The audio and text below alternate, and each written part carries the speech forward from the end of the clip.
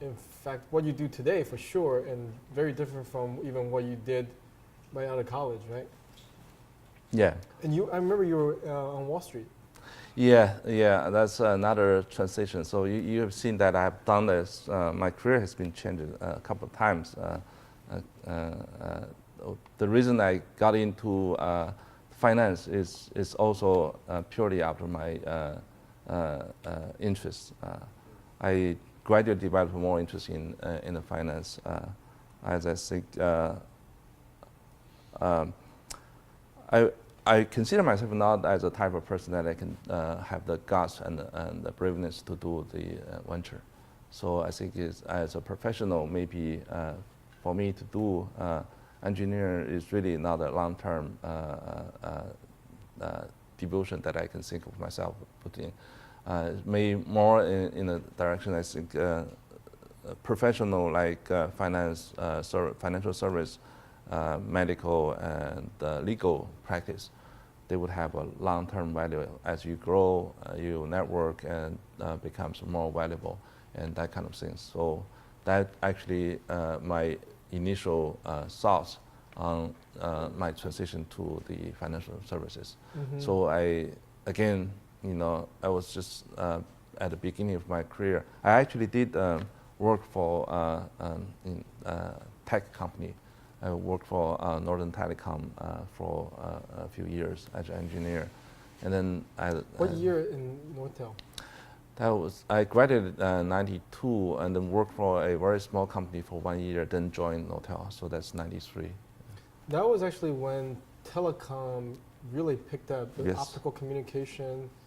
Because back in the days, communication really was it's what, phones and no cell phones. No cell phones no back then. Internet, high bandwidth internet. No. It was just purely fixed line world. And the project I was involved, particularly, is called CTI, computer telephony integration. So basically doing a lot of voice recognition and all that. It's kind of interesting. Nortel is one of those companies that had a lot of strong engineers, R&D, a lot of core IP. If you were to sort of bet someone to become successful in the communications world, you would say that's a company you would bet on.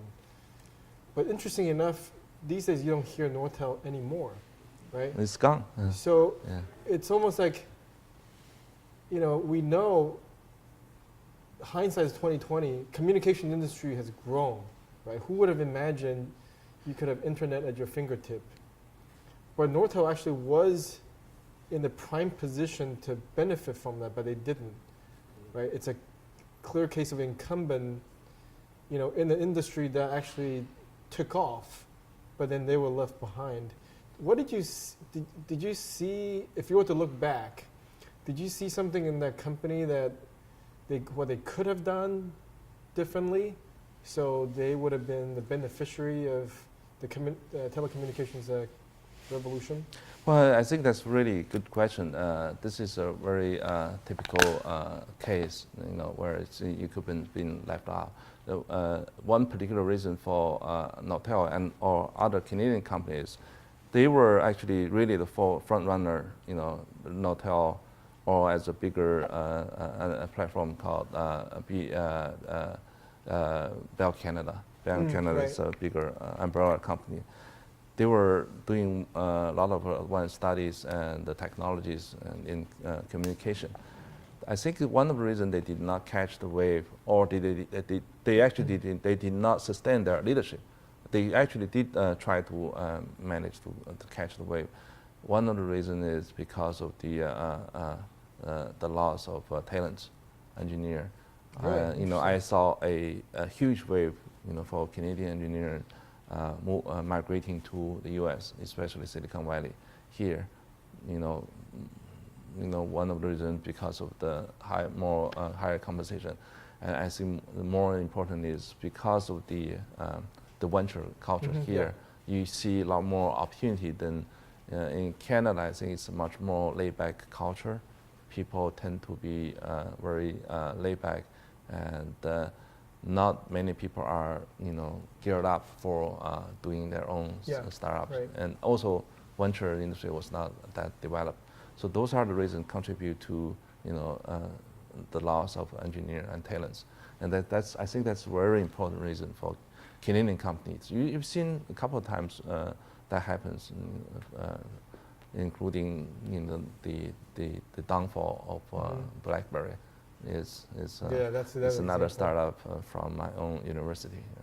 Oh, is that right? Yes, It's from Waterloo? yes. Yeah. Great device. At one point, it was dominant. It was the king of the Wall smartphone Street. for a few years, Yeah, and yeah. then they didn't see the new waves coming. They Right. did not react fast enough. They think basically email is the way to go. Yeah, exactly, exactly. So in looking at the geography, it's kind of interesting. Now you're in China, right? That's sort of has certain similarities with Canada in terms of having the talent, and but that seems to be a more sustainable innovation market, right? You don't see Chinese rushing to Silicon Valley. In fact, you see Chinese graduate students rushing back to China to explore the venture market there. Right. Well, that is true. I didn't finish the part of the Wall Street part. I actually gradually taught myself with the finance industry knowledge and all that. So gradually moving to the financial industry and had an opportunity to work at Wall Street, at Lehman most of the time. And then I moved back to... Which part of Lehman? Banking or trading? It's a research part more. Oh, research, okay. Yes, it's based You're on... doing real work. Doing real work, doing really work, painful work. Yeah. Well, and then in year 2000, I, went back to China, just because I saw I think part of the reason is because of the internet boom. It was at the beginning of 2000, that was just at the height, but we're already seeing some early sign that this thing is going to fall apart. But I see China as just the beginning of that wave. So, went back. I was, again, very fortunate to got involved in the VC industry. This is something I truly fall in love with a lot of passion, because I didn't know much about venture capital industry before I went back to China. I think back then in China, nobody did. Well, you can say that, yeah. I was definitely among the first batch doing this VC industry. Nowadays, we see venture capitalists, typically they have an engineering background and with MBA from top school. That's the usual formula. But back then, if you look at Chinese VC industry, not many people have that kind of combination. So you see, that's really interesting, the beginning of the new industry. You see people from very different background coming into the industry, and they gradually play out. So that's how I started. And back to your question, I think China is really experiences the most rapid growth during the last 2 decades, and I was very fortunate to be part of that.